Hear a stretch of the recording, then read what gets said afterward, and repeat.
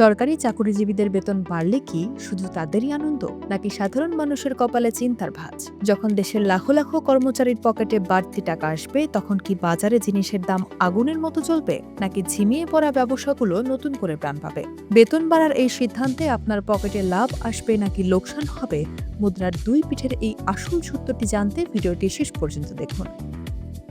নতুন pay scale বা বেতন বৃদ্ধির ঘোষণা এলেই জনমনে এক ধরনের মিশ্র প্রতিক্রিয়া দেখা দেয়। একদিকে সরকারি চাকুরিজীবীরা নতুন আশার আলো দেখেন, অন্যদিকে সাধারণ মানুষের মনে ভয় জাগে। জিনিসপত্রের দাম কি আরও বেড়ে যাবে? সরকারি কর্মচারীদের বেতন বৃদ্ধির এই মুদ্রাটির দুটি পিঠ আছে। একদিকে আছে বিশাল অর্থনৈতিক সম্ভাবনা, অন্যদিকে আছে কিছু চ্যালেঞ্জ। চলুন আমরা গভীরে গিয়ে দেখি এর লাভ আর ক্ষতিগুলো আসলে কি। অর্থনীতির ভাষায় লাভটা শুরু হয় মানুষের ক্রয় ক্ষমতা দিয়ে।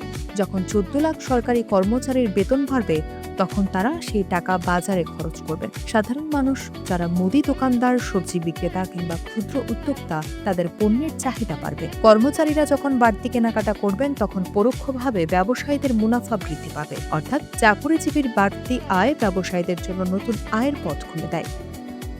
বেতন বাড়লে কর্মচারীরা তাদের জীবনযাত্রার মান উন্নত করেন। তারা হয়তো সন্তানদের ভালো কোচিংয়ে দেবেন, ঘর মেরামত করবেন কিংবা চিকিৎসায় বেশি খরচ করবেন। এর ফলে বেসরকারি শিক্ষক, রাজমিস্ত্রি, ডাক্তার এবং ক্লিনিক মালিকদের আয় বাড়বে।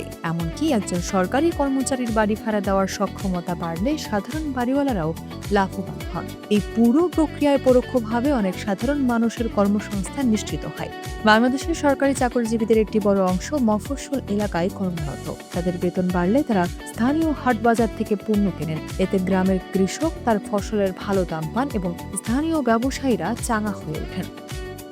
পে স্কেলের টাকা যখন তৃণমূল পর্যায়ে পৌঁছায়, তখন সেটি কেবল শহরে সীমাবদ্ধ থাকে না, পুরো দেশের অভ্যন্তরীণ অর্থনীতিকে মজবুত করে। এবার আসি মুদ্রার উল্টো পিঠে, অর্থাৎ ক্ষতির আশঙ্কা। বেতন বাড়ার খবরের সাথে সাথেই বাজারে এক ধরনের কৃত্রিম সংকট তৈরির চেষ্টা চলে। অসাধু সিন্ডিকেট ব্যবসায়ীরা ভাবেন, চাকুরিজীবীদের পকেটে তো টাকা বেড়েছে, তাই দাম বাড়ালেও তারা কিনতে পারবেন। এর ফলে চাল, ডাল বা তেলের দাম যখন বাড়ে, তখন সেই বাড়তি দামের বোঝা সরকারি বেসরকারি নির্বিশেষে সব সাধারণ মানুষকে বইতে হয়।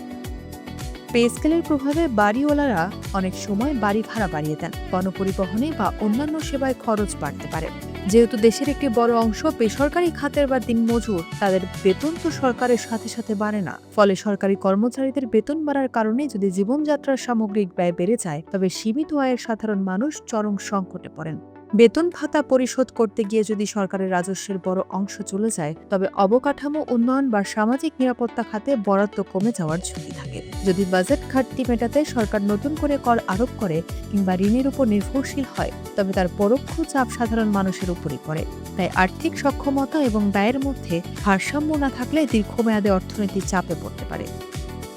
পরিশেষে বলা যায়, সরকারি কর্মচারীদের বেতন বৃদ্ধি কেবল একটি শ্রেণীর বিষয় নয়। যদি সরকার কঠোর বাজার মনিটরিং নিশ্চিত করতে পারে এবং সিন্ডিকেট দমন করে, তবে এর সুফল ব্যবসায়িক গতিশীলতার মাধ্যমে সবার ঘরে পৌঁছাবে। বেতন বৃদ্ধি যেন দ্রব্যমূল্য বৃদ্ধির লাইসেন্স না হয়ে দাঁড়ায়, সেদিকে নজর রাখলে এটি দেশের জন্য আশীর্বাদ হবে।